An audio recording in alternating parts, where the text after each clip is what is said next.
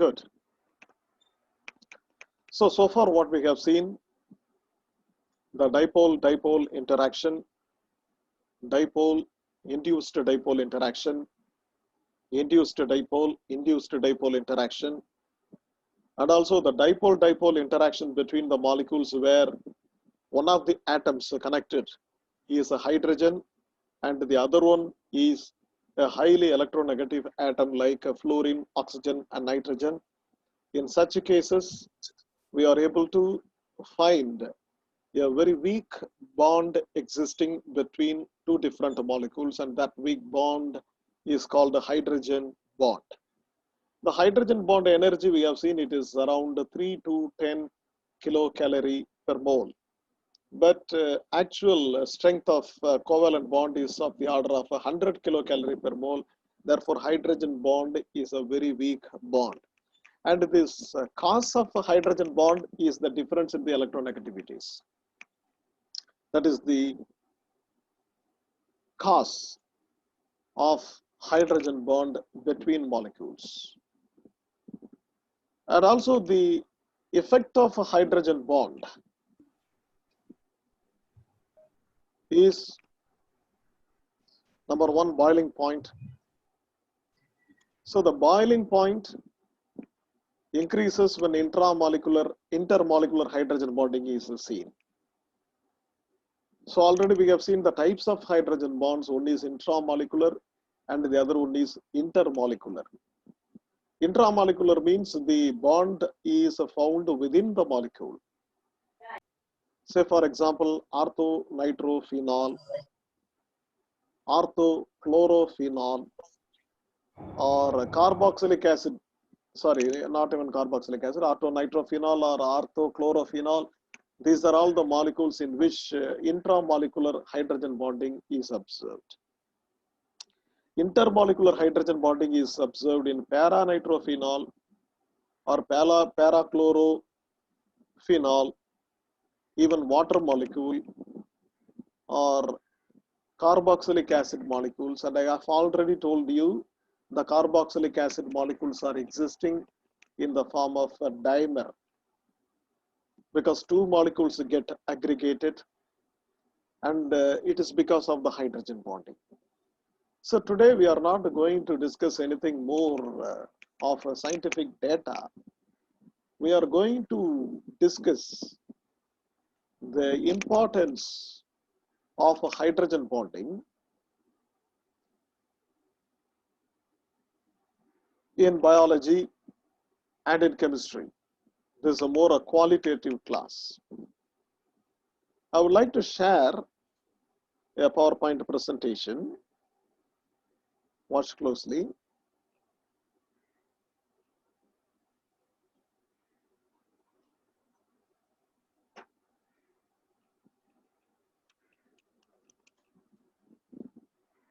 Look at this picture.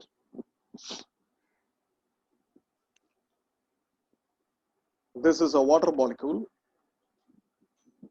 The oxygen in the water molecule is sp3 hybridized. Therefore, the two corners of the tetrahedron are occupied by the hydrogen atoms, whereas the other two are occupied by the lone pairs. Now, actually, when this tetrahedral structure, this is hydrogen bonding. The dotted lines in orange color is a hydrogen bonding.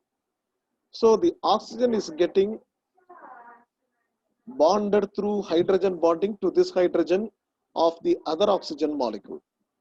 And that oxygen is connected to two hydrogens by covalent bond and two hydrogens through hydrogen bonding. And again, another oxygen connected to two hydrogens through covalent bonding and two hydrogens through hydrogen bonding. So this structure is achieved when water is in the solid state. So what happens?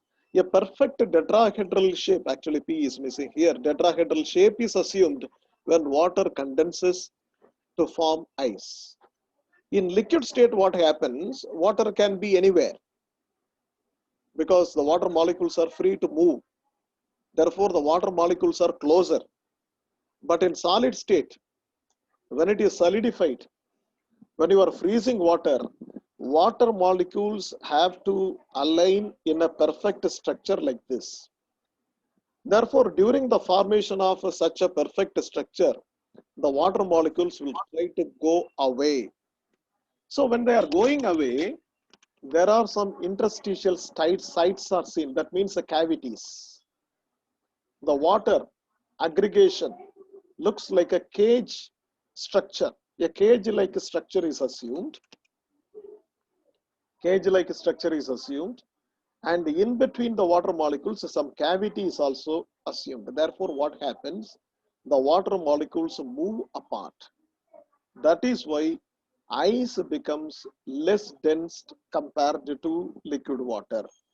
That is why ice floats on water. Is a very simple question I can ask. Why ice floats on water? Ice floats on water because of the less density. Why the density of ice is less than liquid water? In liquid water, the perfect tetrahedral shape is not assumed. Therefore, the water molecules can be closer and can be irregular.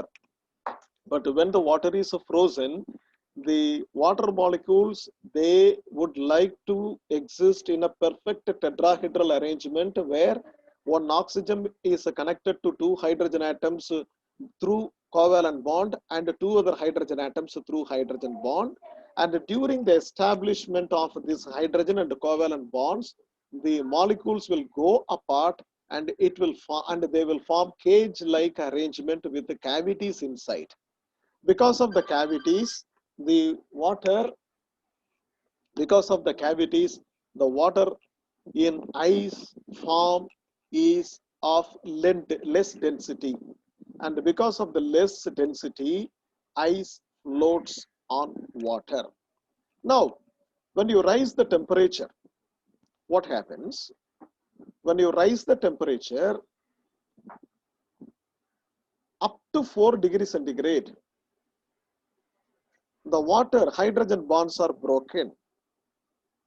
I have already told you hydrogen bonds are very weak and the energy of the hydrogen bond is of the order of 3 to 10 kilocalorie per mole.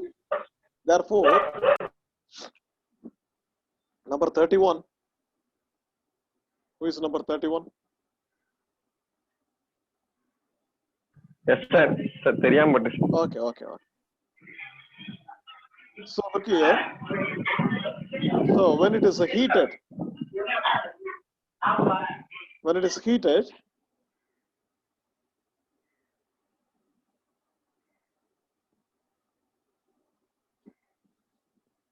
so when ice is heated up to 4 degrees centigrade, the hydrogen bonds will break and the water molecules will go into the cavities. Therefore, the density goes on increasing until 4 degrees centigrade. And after 4 degrees centigrade, the normal expansion of the liquid takes place. Therefore, density decreases. Therefore, water is a very peculiar liquid showing the maximum density at 4 degrees centigrade, and below 4 degrees centigrade also it is less dense, and above 4 degrees centigrade also it is less dense. But below 4 degrees centigrade it is less dense due to the perfect arrangement of water molecules in the tetrahedral shape due to hydrogen and covalent bonds which try to align themselves. And after 4 degrees centigrade, what happens? Normal expansion as it is observed in other liquids takes place. Therefore, water density decreases after 4 degrees centigrade and water assumes maximum density at 4 degrees centigrade. This is one of the unique properties of water. And next, importance of a hydrogen bond. Number one, water exists in liquid form because of the hydrogen bond. Therefore, if water is non-polar and the water is not existing in liquid state, the existence of life on earth will be a very big question. Either the life will not be found on earth, or the life will be of a different morphology with different biochemical reactions on earth. Even in our body, our tissues, our organs, our skin, our bone, everything is existing in this shape because of the hydrogen bonding, because our body has more than 80% of water. So water has a hydrogen bonding. Therefore, the tissues, they have water. Therefore, the tissues and cells and organs, skin, bone, everything is existing because of the hydrogen bonding. You know, one thing even in the laboratory you might have experienced, when acid falls on your dress, it is etching the dress. It is actually because of the high water absorbing nature of the acid. See, for example, sulfuric acid, if it falls on the cellulose, what happens? It will try to take the water from the cellulose. See, suppose if on your body, if acid is making a burn, whether acid burn is more dangerous or alkali burn is more dangerous? The answer is alkali burn is more dangerous, because acid is trying to take only the water molecules from your skin, and because of that it burns. But alkali will react with the protein itself. Therefore, what will happen? That denatured protein will affect the neighboring protein, and that neighboring protein will affect another neighboring protein. Therefore, this damage will continue. But acid burn is comparatively less dangerous than alkali burn. So it is only because of the breaking of a hydrogen bonding. See, wood, we are making furnitures using wood, and we have a paper. Paper is also prepared from the wood. It is synthesized from the wood, and the wood fibers, they have a rigid structure, and because of that rigid structure only we are able to make furnitures, and we are making use of the wood. So these are all because of the hydrogen bonding existing between the wood fibers. And silk thread or woolen thread or even cotton thread, even our dress is existing because of the hydrogen bond. Say for example, you know what is a silk thread? The silk sarees, which are very costly, but actually silk is a secretion from the silkworm. Silkworm is secreting a protein, and using that protein, it is making a cocoon in which it can live. And finally, we destroy the worm, and we take the cocoon and we pull the thread very carefully, and the long thread is taken to make silk sarees. But actually, the silk thread which is coming out of the mouth of the silkworm is a protein called silk fibroin. Silk fibroin is a protein, and this silk fibroin protein has the structure beta pleated sheet-like structure. When you are going to discuss biophysical chemistry, we will be handling this in detail. But as an introductory part, I can tell you, you know, the primary, secondary, and the tertiary and the quaternary structures of a protein. Protein exists in these four structural approaches can be made for the protein. Actually, whether it is a globular protein or a fibrous protein, the protein shape is existing because of the hydrogen bonding between NH bond and COO bond, which is a part of the amino acid. So protein is made up of amino acids. You know what is an amino acid? Amino acid is containing both amino group and the acid group. So NH2 group is also there, COOH group is also there. So when two amino acid molecules come closer, what will happen? That COOH and this NH2H, these two things will combine and the water will get eliminated and you will be getting amide linkage, which is called the peptide linkage. So by the removal of one water molecule, you are getting peptide linkage. Even in that peptide linkage, you will be having N bonded to hydrogen and C double bonded to oxygen group. Now that NH, that hydrogen is a partially negative, partially positive, that C double bond O is a partially negative. Even there it exists a hydrogen bond between the C double bond O and the NH. And because of that hydrogen bond only, proteins are existing either in the alpha helical structure or in a beta pleated sheet like a structure. So the silk thread is existing in the form of a beta pleated sheet like a structure. Therefore, it is existing just because of the hydrogen bonding. When this hydrogen bonding is collapsed, you can see the denaturation of a protein. Say, for example, the egg albumin in the egg, the white yolk. If you break and unboil the egg and take the white yolk is some liquid like a substance which is very transparent and colorless. At the same time, when it is boiled, there is no change in its shape or in its quantity, in its volume. But a transparent white yolk now becomes opaque, solid yolk. And this conversion is because of the denaturation of the protein, and it is also due to the breakage found in the hydrogen bonding. And you can see the silk sarees we are not supposed to wash with soap, because the soap pH is higher than 7, alkaline.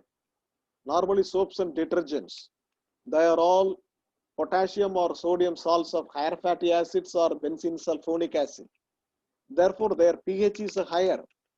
So what will happen? The hydrogen bonding is very much sensitive to pH. So when you change the pH, automatically the hydrogen bonds will get collapsed. That is why silk sarees are not washed with soaps. They are washed in pH 7. In neutral pH, only silk sarees are washed. Even our hair washing shampoos, even our hair is also existing because of the hydrogen bonding. Our hair is made of protein, and the protein structure is in a rigid form due to the hydrogen bonding existing between the protein molecules. Therefore, that is why normal soap is not used to wash your head. You are using shampoos and also well stabilized, conditioned shampoos. That is why shampoos are called conditioners. They are conditioned to be at pH 7, neutral pH. Even the Dove soap, even in the TV advertisements, you might have seen that a red litmus paper is kept on, or blue litmus paper is kept on the soap, it changes red. Actually, blue litmus to red litmus conversion is due to alkaline nature. Sorry, blue to red is due to acidic nature, red to blue is due to alkaline nature. Therefore, if you take a red litmus paper and put on the soap, it will get converted into blue color due to the alkaline nature of the soap. So its pH is higher than 7. At the same time, in the advertisement, it is shown that they take the red litmus and put it on the soap and there is no color change. Therefore, the pH of the soap is 7. You can use that soap. The main idea behind the soap is its pH is 7 means it won't affect the hydrogen bonding. So that is why the shampoos are used or silk sarees are dry cleaned, and because of the hydrogen bonding. Therefore, the protein structure, the structure of the protein is existing just because of the hydrogen bonding. And also you can see the sticky nature of a protein or honey. If you take honey, that shows simply a sticking nature. And this sticking nature is due to the hydrogen bonding, and it is because of the attraction between the water molecules and the OH group present in the compounds in honey or in protein. So these are all the biological importance of hydrogen bonding. So hydrogen bonding is very important, and the hydrogen bonding is found everywhere. Next, some definitions I would like to give. Yes, what Prakash is asking a doubt. Sir. Yes, you are asking a doubt. Sir, hydrogen bond weak bond தானே sir? Yes. Sir, அப்போ wood வந்து break பண்ண கொஞ்சம் கஷ்டம் தானே sir? Yes. So weak bond னா கொஞ்சம் நம்ம ஈஸியா break பண்ணிடலாம். It is not because of one single hydrogen bond. It is a collection of millions of hydrogen bonds. Oh, okay sir. Okay. So bond length. So these definitions you should remember. That is why, even though it is found irrelevant here, for further physical chemistry part, you have to memorize these definitions. What is bond length? Bond length, it is the distance between two atoms bonded to each other, and it is the average distance between their nuclei. So its value is determined by a balance between the forces of attraction and forces of repulsion. So look here, normally when a bond is formed, you can approach the bond formation in several views. When a bond is formed, if you might have studied this if you study the valence band theory, where the energy versus internuclear distance is plotted. When you plot energy and the internuclear distance, the energy will increase when the internuclear distance is high, and the energy will go on decreasing when the atoms come closer. When they come critically closer, the energy is minimum, and when you further compress the nuclei to be together, again the energy will increase and it will reach a saturation value. Actually, when distance decreases, the energy decreases, and it goes to a critically low value, and after then if you compress, it increases, it shoots up. Therefore, between atoms, forces of attraction, forces of repulsion, both are there. Two atoms attract each other, at the same time two atoms repulse each other if you compel them to be further closer. Therefore, at a critical distance, the forces of attraction and the forces of repulsion will get balanced. It is at that distance the molecule is existing. So the existence of a molecule is seen at a particular critical distance, and the distance at which the forces of attraction and the forces of repulsion get balanced. And that distance between the nuclei is called the bond length.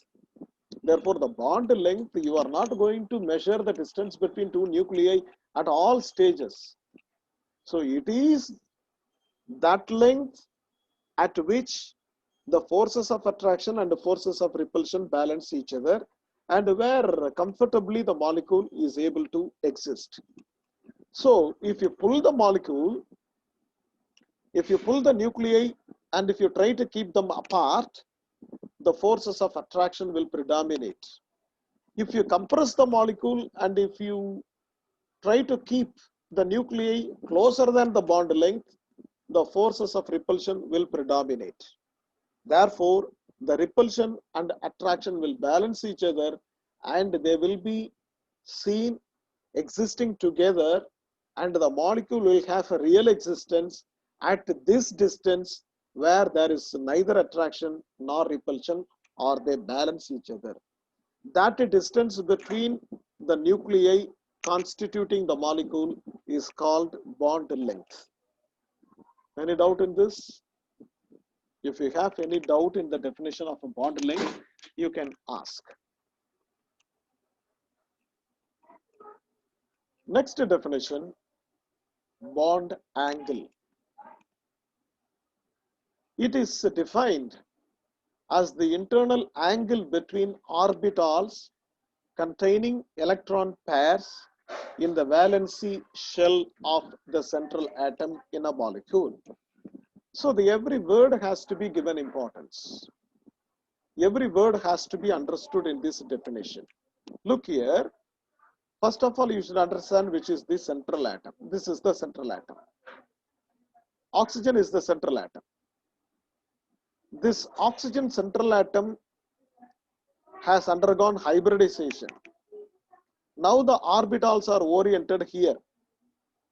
These orbitals are containing the electron pairs in the valence shell. That means they are responsible for the valency. This orbital is responsible for the mixing of, they're responsible for the overlap with the s orbital of hydrogen. Therefore, this is the valence shell. So central atom, the electron pairs in the valence shell, what is the bond angle between them? This is the angle, 104 degree, 30 minutes. So what happens if this is a hybridized orbital? These hybridized orbitals will tend to orient in space in such a manner that they do not have interorbital repulsion. So the meeting will be end in another 10 minutes. So please rejoin. Prakash has raised your hand. What is your problem? What is your question? Prakash? இல்ல sir இல்ல sir அப்பள பண்ணுது sir இப்போ Okay. So see, these two orbitals are perfectly oriented in this manner. 104 degree, 5 minutes. Sorry, 104.5 degree. Then you may ask, sorry, suppose if these two bonds are separated by an angle of 180 degree, they will be far apart. This repulsion can be minimized to a greater extent. You cannot do that because in the sp3 hybridization, two lone pairs are already existing there. Because of that lone pair bond pair repulsion, this is the perfect orientation where it can assume less repulsion. So less repulsion between bond pairs, less repulsion between bond pairs and lone pairs. Therefore, they are getting oriented in space. The distribution of orbitals in 3D space, in three-dimensional space, they can orient in any angle, so that the ultimate aim of that is to minimize the energy. Energy minimization is the ultimate aim of these orientations. Therefore, they are getting oriented in a different angle so that the repulsion can be minimized. Therefore, the bond angle may be defined as the internal angle between the orbitals containing electron pairs in the valency shell of the central atom in a molecule. Therefore, water, it is 104 degree, 30 minutes. In the case of methane, you can draw the methane molecule and you can see it is a tetrahedral structured. Carbon has sp3 hybridization, and all the four orbitals of sp3 hybridizations are oriented towards the edges of the tetrahedron. Therefore, the bond angle is 107 degree, 28 minutes.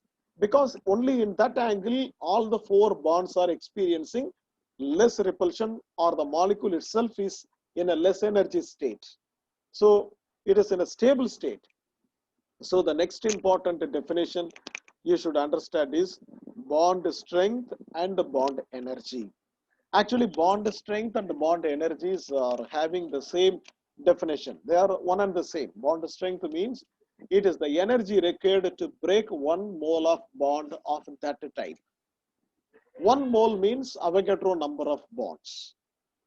6.023 into 10 power 23 number of bonds. Suppose if I say the hydrogen bond strength is 435.1 kilojoule per mole, then 435.1 kilojoule energy is required to break 6.023 into 10 power 23 number of hydrogen single bonds. See, 493.9 kilojoule energy is needed to break Avogadro number of oxygen-oxygen double bonds. 945.6 kilojoule of energy is required to break 1 mole of or 6.023 into 10 power 23 number of nitrogen-nitrogen triple bond. You look here, the highest bond energy is of nitrogen and nitrogen. That is why nitrogen molecule is almost inert. It won't get broken easily.